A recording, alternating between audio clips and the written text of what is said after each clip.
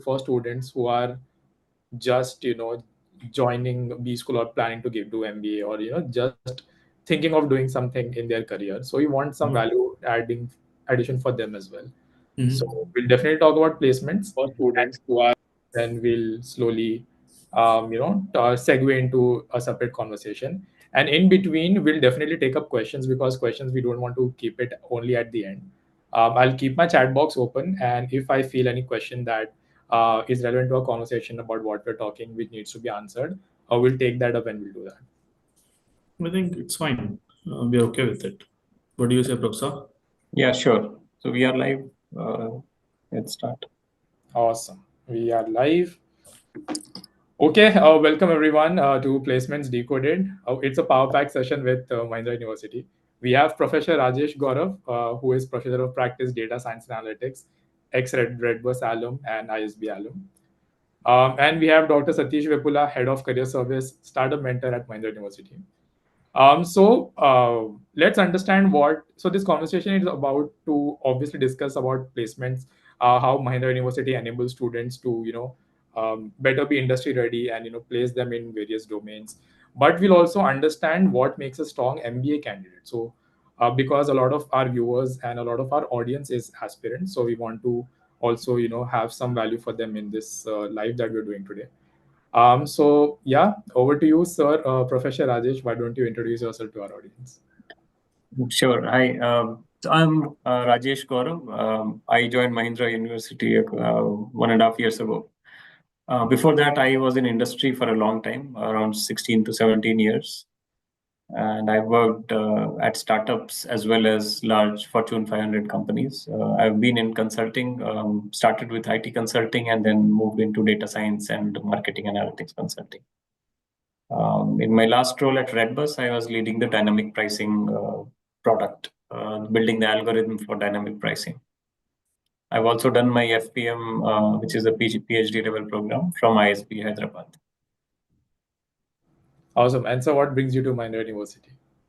Mahindra, the vision of Mahindra University is to become like the top management institute in the country. And they are doing the right things. So I thought it was the right place to be at the right time. Lovely. All right. Dr. Sathish, why don't we introduce you to our audience? Yeah, hi. My name is Sathish, and I have around 16 to 17 years of experience in education industry. I've been a corporate, entrepreneur also for around 15, 20 companies. And I worked in prestigious universities like Nalsar University, Narsee Monji. I worked in IIM Sambalpur. And I was also heading entrepreneurship department there. And I started the incubation cell Section 8 company in IIM Sambalpur, even in Nalsar University. So that brings the startup fortune in me, and started some startups also. I have around 9 to 10 startups still working around. I'm a co-founder for a lot of startups.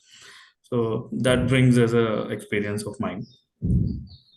Lovely. We were in Mahindra University last year around November for shooting, and we interacted with students. We were creating content with them, and they spoke very highly about the incubation center. So, in fact, they also told us a couple of ex-engineering students who are now learning management. They built something very interesting, and they got funding also. So it's pretty interesting to see that how Mahindra fosters that learning and on-field, hands-on practice for students on the go. Sure, because there were some, I think, 2 years back, alumni students, who has done this project, and the project related to the seed burning and the seed plowing. So these two things they have done, and they have got around 8 crores funding all over, and there are few more students who are working on it, and other projects are also going pretty well. So now the management students also, we are trying to see if they can come up with some management idea and then go for entrepreneurship. In our last batch also, there was one student who, in the day one when I joined 7 months back, Mahindra University. At the same time, he came to me and he asked me, "Sir, I don't want to be in the career service office." I was like, "What? Okay. So what do you want to become?" "Sir, I want to become an entrepreneur." Oh, great. So he has his father doing some entrepreneurship. Then he told me I wanted to build one big place where we have all the entertainment together. So he came up with different projects, and he showed us different ways how he can entertain the, what do you call, the latest Gen Z generation, and how he can build that thing. So the slowly it has turned down to a driving concept. Then he has brought in few more concepts. So he's still working on, and I think mostly he will start his venture in coming 2 3 months. That's part of one student. Similarly, seeing him, there are 2 3 more students who have come up, and they said, I want to increase my father's business. Some has 3 4 schools, some have one logistics company. So they came up and they said, we will work in some logistic company, learn and then understand and then develop our own business.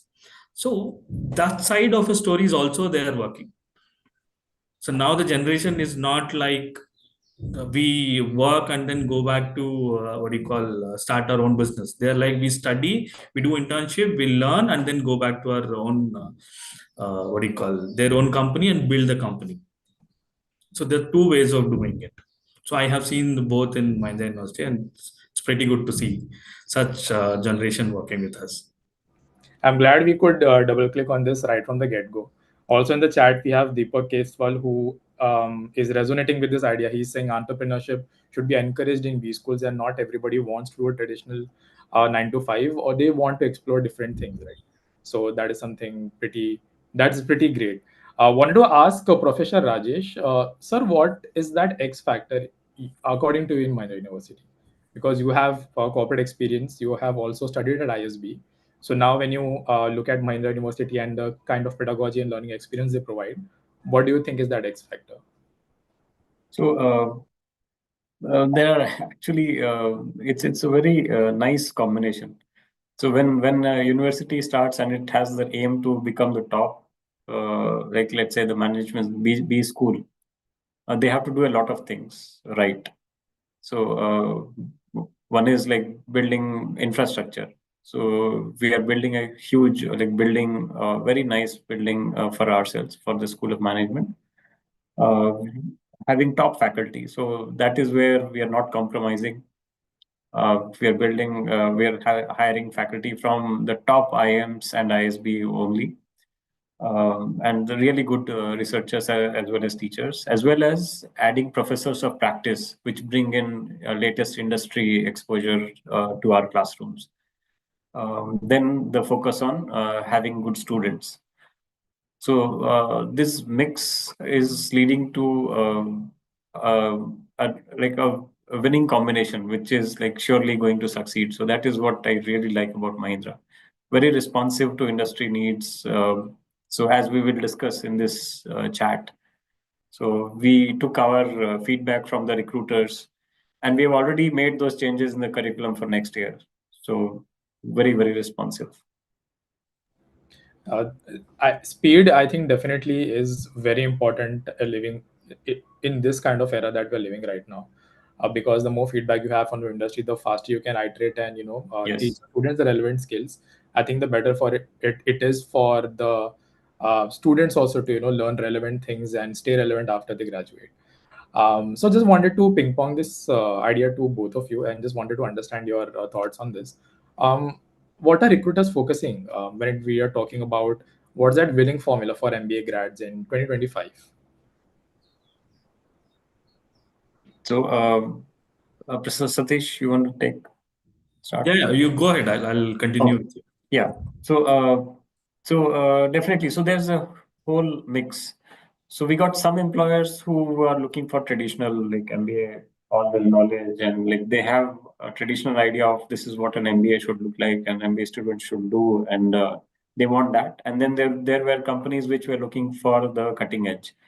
So data analytics, they want students to know R, SQL, and one of the data visualization tools. So we had a mix of employers.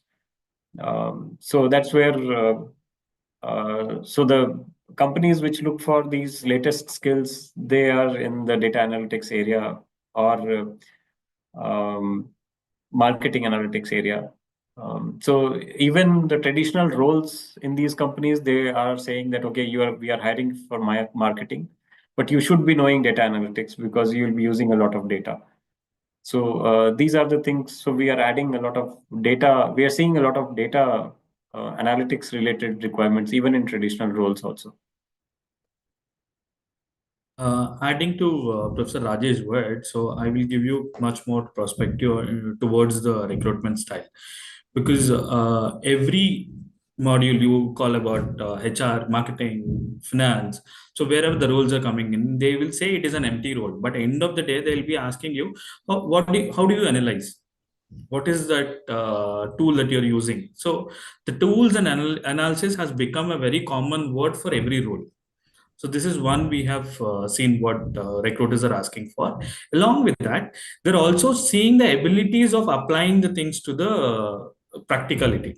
Like we know that how is 4Ps running. We know that how is other strategy running. But how are we applying that to the regular work?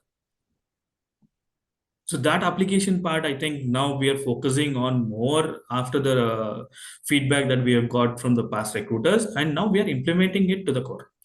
And slowly, I think this will make a difference. Like how you said, entrepreneurs comes like this. Without an application, no entrepreneurship is there. Entrepreneurship is something like an application what you learn.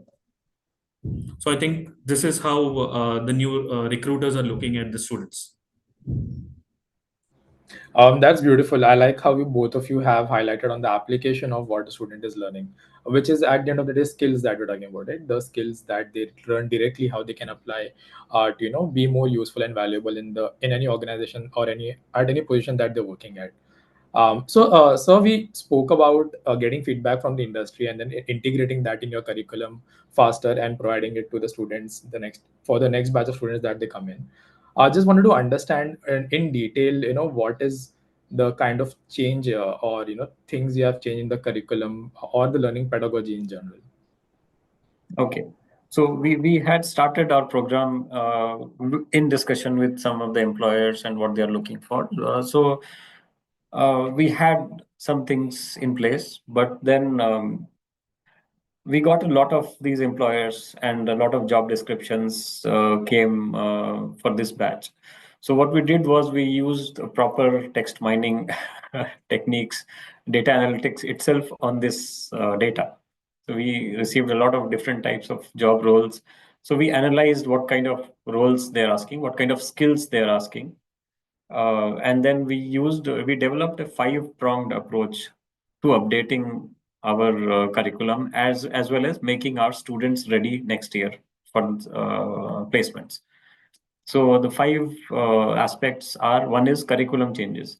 So for example, we have created at least 4 or 5 new electives in marketing itself this year based on the feedback from these employers.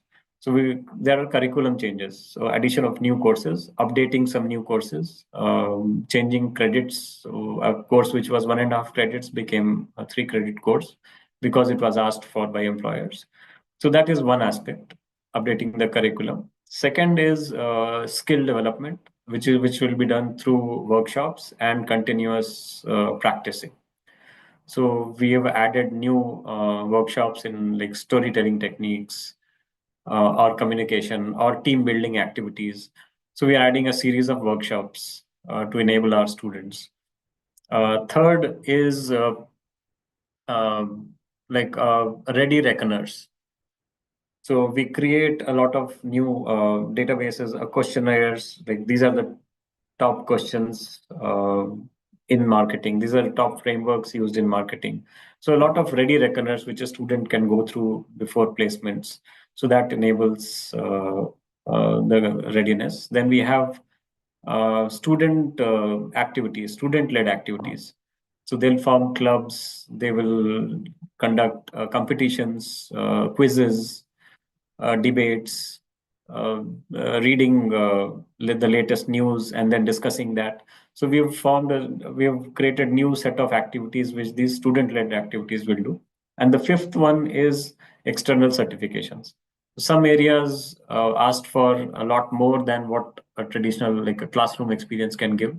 So we've added some new certifications and external courses, which will enable them to prepare for that interview. So now with this 5-pronged approach, we have updated our curriculum, not only curriculum, but also the entire experience of the students. So mainly, I will say that this workshops, what the professor has mentioned about, like you talk about the storytelling. So you know the importance of this storytelling in the management field. Until unless if the person can't relate something to a story and tell about it, people will not listen to it. That's the first management technique to be learned, and that's the first leadership quality to be learned. So similarly, there are workshops on different attributes where the student has to build for themselves. And we don't want to tell everything right now because some surprise has to be there for the students. So most of the things were being covered by Professor Rajesh. So there are few which they will come and learn here better than them. Let that be there for them. That's pretty comprehensive, and I really appreciate you sharing it transparently with us. I really love the five-pronged approach that you just spoke about. Clearly shows how the things are being shaped up there, and anybody who is wanting to join in, they can definitely resonate with this idea and understand that, or they can at least be sure that whatever they'll be learning will be industry ready, and they can test that in the incubation center, or test with their different ideas that they want to try. I wanted to also talk about placements, as our main topic is placements. So, how was the placement cycle for you guys? Placement cycle was pretty good this time. So I won't say it is 100%, but every student has been placed. Whoever has been opted for placements. And other students, I already told you, there are 4 students who want to get into this entrepreneur, and they have built their stories, and they are taking the support from incubation center, and they have taken support from us.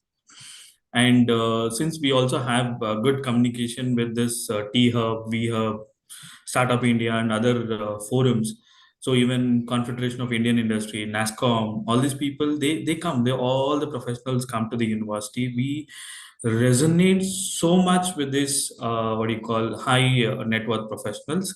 So the students have all their inputs day in day out, and this is where we are looking at. See, it's not only about placement, it's all about their knowledge and how do they survive next for the life.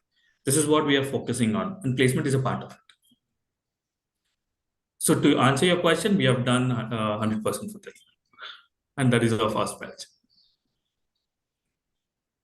That's awesome. Also wanted to understand, what are some um, what are some helps, what are some of the things that MU does to help students to get placed? Because what I infer from our conversation is this starts right after, as soon as they enter the B school, right? Because you guys are heavily focused on curriculum and building skills right from the get go. So it's not that in the last few weeks that the emphasis is given more to, okay, now let's make you ready for placements. It happens right as soon as the student steps foot Yes. into the campus. If we have to double click on this topic and elaborate a little more, what are some additional things that you guys do? Okay, I'll give you a little bit. I think after that, Professor Rajesh will continue on this. From the induction period, we start giving them different, what do you call, professionals coming in and talking to them, preparing them how they have to make the journey through the next 2 years. And right after that, they have their training things coming in. We will call some professionals, then they will start their training from the storytelling to their specialization, and from their communication to their conversation. So this is how we are trying to build. So if you want more intensely, if we need to elaborate things, even basics of Excel, then to the advanced Excel, then to the macros, then applying for the tools, and we have SPSS, we have other tools also that we'll be teaching them. So these tools, how do they apply? That is one part. How do we teach them? If you talk about simple digital marketing doesn't come with the topics what we teach in the campus or in the class. It will only comes in the application part. professionals will come. They will take a workshop, seminar. After that, they will ask the students to apply all these things. And after that, our students will come back doing the projects, case studies. Day in, day out, things will be happening, and the professors will be totally, what do you call, putting them across all these activities, so they don't have any other thoughts coming in. And end of the day, it's fun filled with curriculum. It's not like only curriculum we enforce so much and then do the things. I think this is what shortly I don't want to say. If Professor Rajesh want to elaborate, he'll do it from the what do you call academic side.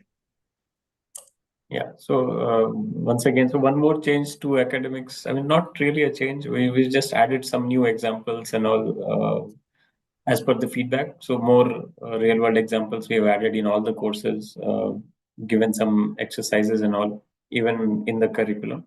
But workshops, definitely, we have a lot of workshops. Whether it is resume writing or preparing for interviews, a lot of workshops. So to prepare the students.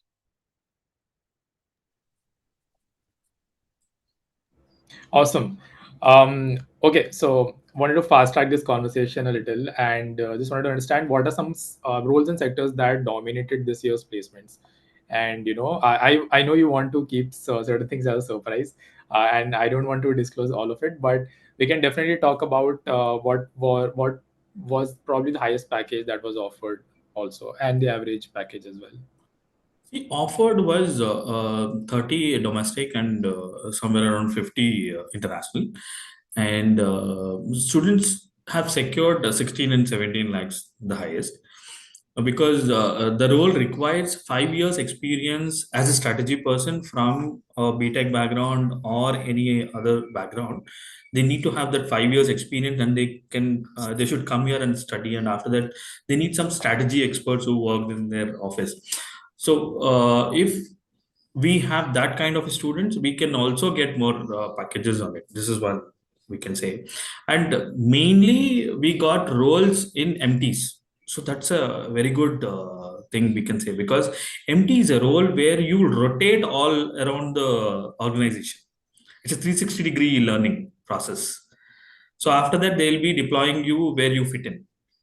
That is actually an excellent role. And for that also, people got almost 90% of the roles were MTs, and Yeah. So students were jumping on it. to clarify that, so in case students like prospective MBAs are there, MT is management trainee. Yes. So that's a role where companies hire you as a trainee, and then they put you in different areas on a rotation basis. So in marketing, in sales, in operations, different areas. They give you exposure in different areas, and they ultimately fit you in wherever you fit best. And it's a fast track leadership role. You can perform really well if you get into management training. So that it was a great thing that we could secure a lot of management training positions, which is a very nice outcome after an MBA. That's Yeah, beautiful. please continue. Yes. Yeah, there were some strategy roles also. There were some finance roles.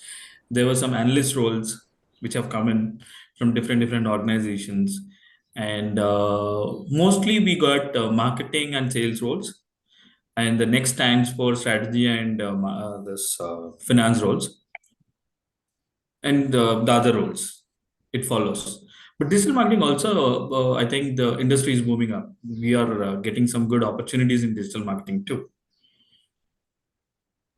Is that if you had to project the next placement cycle, what are some things or what are some companies and sectors probably you will focus more on, depending on I how will you tell see? you the sectors, not the company names.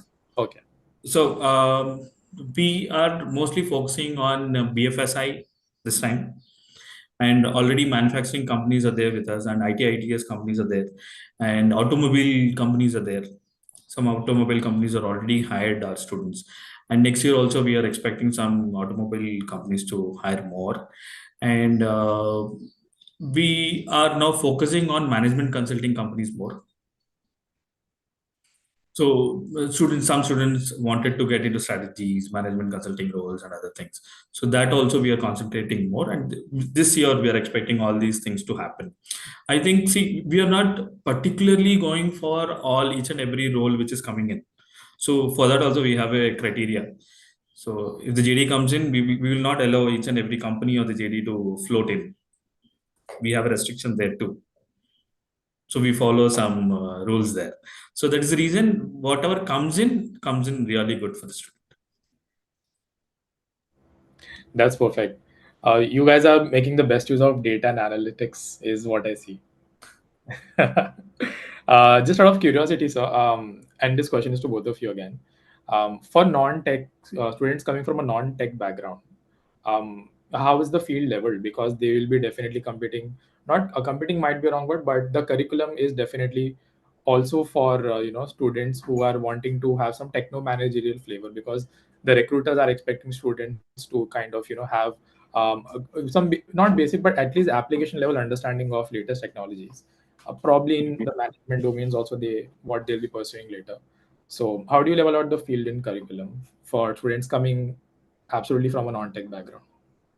Yeah. Non-tech background, yeah, Rajesh, please go ahead. So a non-tech background, yeah. So there are a few companies who stick with who are traditional. They stick with, okay, we need engineers in this role, which is very technical. Okay, but that's not all. Like there are companies which are looking for different domains, marketing or finance, but with an analytics skill set. So there are openings for people who are coming with non-tech backgrounds also.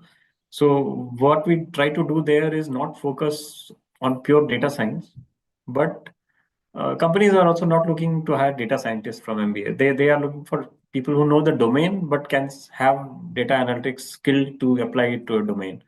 So that is where we have courses like marketing analytics, uh, supply chain analytics, and we have pricing, revenue management, which is also a more quantitative course. So dynamic pricing, for example. So these are the domains where we add some analytics skills, and we present the domain expertise along with this combination as the value addition. And there are companies who are looking for that as well. So that is how we try to bridge that gap. Domain. So companies are looking for people who can solve their domain problems, right? So not just to apply algorithm. So there is demand for these people also. So on a percentage wise, if I can, I should tell you, it was like 60% that what you asked question was correct, and 40% there's still chances for the other students. So it's only a 10% difference. So 10% difference doesn't make any big challenge. That's what I can say. Because finance students, finance analytics, they doesn't come from BTech background. They come from CFA, BCom, and other MCom backgrounds, and they have a lot of scope. So similarly for HR analytics, similarly for operations, similarly for other places, strategy, it doesn't require the BTech. So That's only pretty. like Professor Rajesh said, traditional companies which are looking for only that particular roles, there it applies, not for all. So still 40% of the chances are there for other people. But technology is one aspect where everyone has to learn. Understood. That's pretty helpful. Just wanted to understand, and for students to also get some motivation. Do you have any out of transformational story in your mind where you saw some or any student who had come in a little inconfident but left out as better groomed individual after their tenure at Mahindra? Okay, you mean to say one who has joined and after that he has been groomed as a better person and then went out in flying colors? Yeah. Okay, I have one. Professor Rajesh also might be thinking because I'll give this chance to Professor Rajesh to speak No, first. you go ahead. Go ahead. Then I'll tell my story on it. No, you go ahead. I'll go ahead. Okay. Okay. So I will not name the student, but yeah. First, I'll tell about one student. Um, she is a what do you call candidate from finance, topper, had all the abilities. Almost first six companies rejected her. So the morale has come down, and she's like, "Sir, I'm not able to do anything. I don't know what is happening. Things are not in my place." Then she took her off for some time. Then we called her back. Even Professor Rajesh was also there the student. So we made the student to understand where the concept is going wrong. It's not about what do you call how do you learn. It's all about how do you express or how do you present in front of the interviewer. So similarly, we made her to understand the logics, and after that, she bagged the highest package. Then, similarly, coming to the next point, what you asked for, there is a student who is below average, and the student had too much of abilities other than academics, too much of abilities. At the end of the day, the two companies who fought for him, and we have to control the company saying that no, the student has selected the other company, please go there. So we're not giving you the student. So these two stories that I have shared. One is to the top end, which came down, and one is to the low end, which came up. So I think now Professor Rajesh will tell the other stories.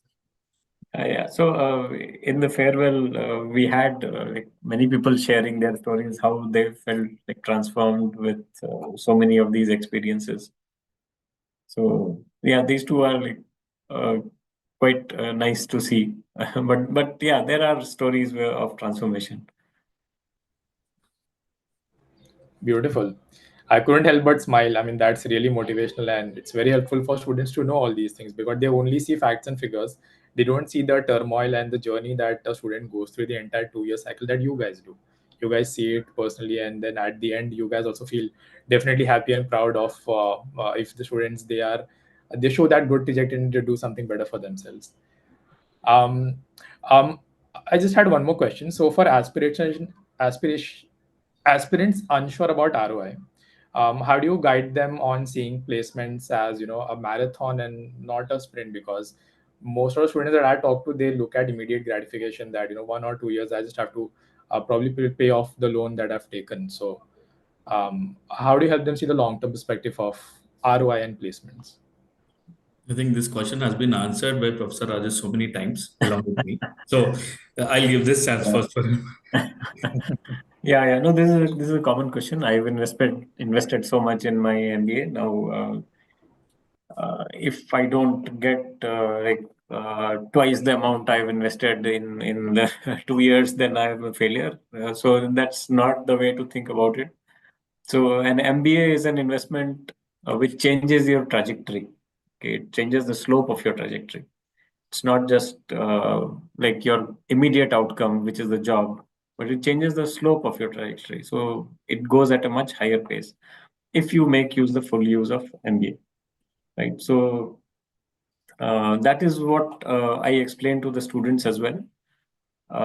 So ROI measurement will take some time to calculate.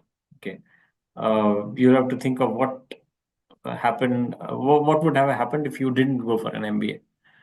So now, and with now the age of AI, it's becoming even more difficult uh, to find like a job which will like immediately like change everything. Those huge packages and employers were fighting for students a couple of years. That is not happening.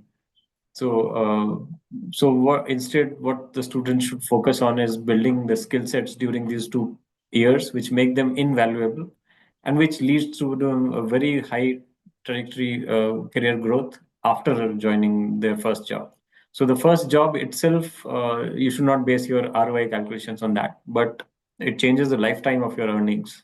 If you are able to use this program, the effort we put in investing, the amount effort we invest in upskilling these students and making them ready for their jobs with the latest skills, the critical thinking skills, analytical skills.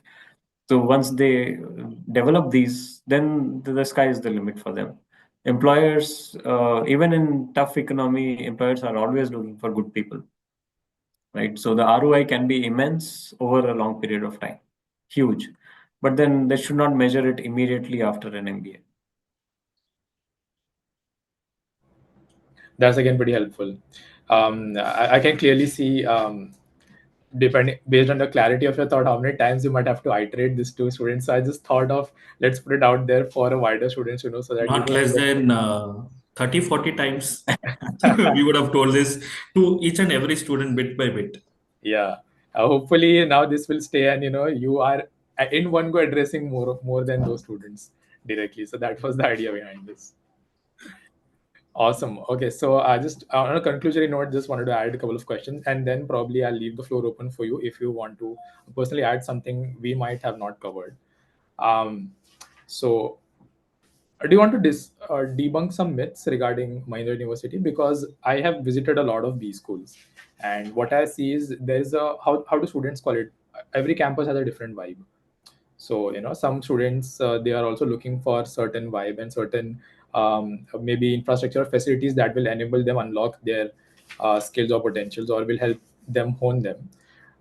So if you had to describe an ideal candidate, or that vibe, if I have to use the Gen Z word which students use lately a lot, what will that be? So we are also very unsure of this vibe thing because this Gen Z words are very confusing. If you say something, they'll understand something else. But end of the day, understand that they wanted something which inspires or little bit ignite their things up. So for that, I can say Mahindra universities give them everything. Almost like you talk about their sports, they have FIFA certified what do you call football ground here, and we have a cricket ground, we have other facilities, state of world library, we have art, what do you call architecture for the international standard, we have infrastructure. So we have each and every facility what students look for. And today I'll tell you one thing happened today. There's one big company's MD and chairman has visited, and he has around 9 to 10 international law firms. He has visited today and he has given us one word saying it's better than any other universities he has seen across the world. Might be this can ignite their things, but yes, I can proudly say because I worked in Narsimanji. So sorry if I don't want to use the other name, but I worked with leading universities, almost four. This is my fifth university. So being in 16 years of experience. So in that experience, I can say this is the best because here the core values are good. That is the reason why how many times you ask, we are not boosting on placements, we are not boosting on anything else. We are trying to say that how we make your journey towards your career path, how can we make you a better person, better corporate. That's what all we are talking about. Placement is just a part of it.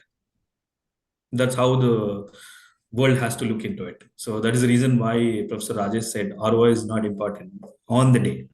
It's important for your next 5 years to 10 years of your career growth. So that's how you have to invest. From my the same. If Professor Rajesh want to add something, he'll do it. Well, the same thing, same thing. Like infrastructure wise, there is no lack. I mean, all kinds of infrastructure, really world class infrastructure. So it's up to the students how they utilize it, and they had a lot of fun. Speaking of infrastructure, my personal favorite is that cave. I'm forgetting yeah. the name of that. But Incubation center, right. So that is where I mean the really. idea of cave, ideation cave, sorry. Yeah, yeah. Hmm. It's a Okay. good place. Yes, yes, definitely. I wanted to spend more time, but I had come for work purpose. So I had to like wrap up and go sooner than I wanted to. So similar to that, we have three more similar places where students go and do the things. And that's what I said. No, see, these are all bits and pieces of it, what we are giving. The whole thing, we can't describe the entire university in this small call. So they have to come visit, they have to see, then only they'll realize what is all the university about. Awesome. Just wanted to ask one last question, and then the floor is open for you guys. Um, so I won't ask a general question like what are some advice you'll give for aspirants, because our pretty much conversation covers that up in bits and pieces what we wanted to talk about. But for somebody investing time, money, energy for these two particular golden years of their time, where when they're high on energy, what would be your checklist to them so that their MBA, like MBA done right, and how does that look like for them? If you are talking about long term, with the lens of careers of the future, like 2025, 2026, 2027. Yeah. So, what I told my students this year, I asked them, okay, what is the topmost MBA program you can think of in the whole world? So they say Harvard, Stanford, and Wharton, and all. So my next question is, okay, so the students who join there, they are set for life, right? I mean, they must be relaxing because they'll find the job and they'll live a relaxed life, I mean, a very nice life, right? So the answer is no. They work very, very hard, all these top schools. So if those MBA students going to Wharton and Harvard, 100-year-old colleges, if they have to work really, really hard, what does it mean? It means like every person, every MBA person, every MBA student has to work hard. So it's that hard work which builds their skills, and that is what makes them very valuable in their job and in their career. So that hard work has to come from them. So that advice I gave to the batch when they came in: be prepared to work hard, and that it's not like you join some Harvard and then relax, and Harvard will give you the job. 30% of people at Harvard are still not have still not found a job. So that's it's not uh, like Harvard's responsibility. It's the students who go there. They do everything on their own. So that is the mentality they need to have. I have to make use of the best which is there. I mean, I have to best use these facilities and these infrastructure and the curriculum and whatever we are effort like we are putting in the effort. It's their effort which will actually help them take all of these in, soak in, and make them a better employee. So that is the advice I'll give. In these 2 years, make a lot of hard work, follow whatever we tell them, like of curriculum and workshops, and like invest their time in this, extra time in building their skills, identifying their strengths and weaknesses, working on those. We'll give all the support, but the work has to be done by the student. So that will help them like convert it into the highest packages, and all those things are secondary. That will automatically happen, but they need to transform themselves using the infrastructure and the things we provide. So I think anything he else? has covered everything.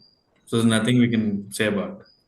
I think this also sir has practiced a lot of times before me asking him this question. No, it's not about practicing. It's all about convincing the student or counseling the student. So what we do is day in day out. There's one more thing that we personally take care is counsel the student. Whenever they have something, no, that we don't just leave them there. We counsel them. We tell them, no, no, you have invested so much of time here. So you have to make sure that you would what do you call take the best out of it. That we keep regularly doing it. So that's how we sound to you. So whatever your question you ask, it's already there in our mind because we have been telling this day in day out for the students. Yeah, we've been interacting with the students like day in day out. So Perfect. So I'm done with whatever I wanted to cover, and I'm sure people who are listening to this will find a lot of value in whatever we have discussed. And after this goes live, it's on our channel. A lot of people will watch this. Before conclusion, is there anything else that I have not personally asked that you wanted to talk about? No, I think we pretty covered almost all the points because we spoke about how the career path has to taken care of and how the academic structure has to be, how should they prepare themselves, and what is that we do for them, and what kind of infrastructure the Mahindra University has. I think we have covered pretty all the points.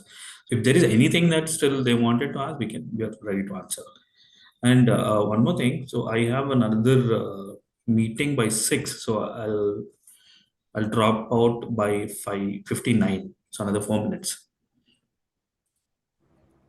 We'll be done till I think we'll wrap up before that.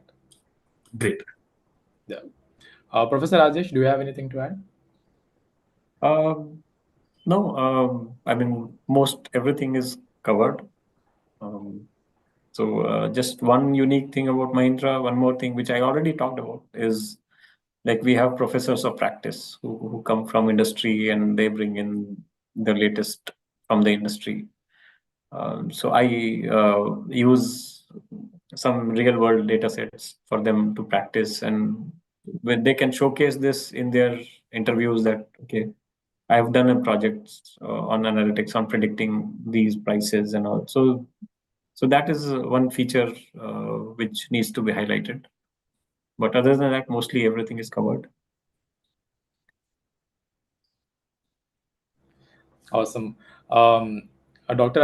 Professor Rajesh and Dr. Satish, thank you so much for your time. I personally had a lot of genuine fun talking to you because that story even was motivating for me.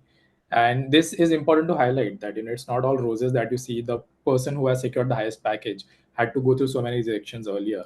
So students should not take this to heart, and they should again go back to the skills that they are being taught, and they should try right from the get go to make the most of it. They should not just wait for university to give something to you. You should, if they actively do something by their own self, it becomes easier for the university or to also help them better to get at an even better position. So that is the message I want to leave the students and aspirants with. That's great. Awesome. Thank you. Nice talking to you, sir. Likewise, sir. Pleasure talking to you, sir. Perfect. Guys, if you like this session, there's a link in the description that talks about Mahindra University and the courses that they offer. So please do check that out.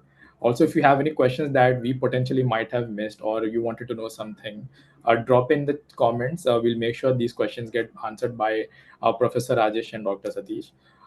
Meanwhile, this is from Team Inside. I am signing off. Thank you, sir. Thank you. Thank you.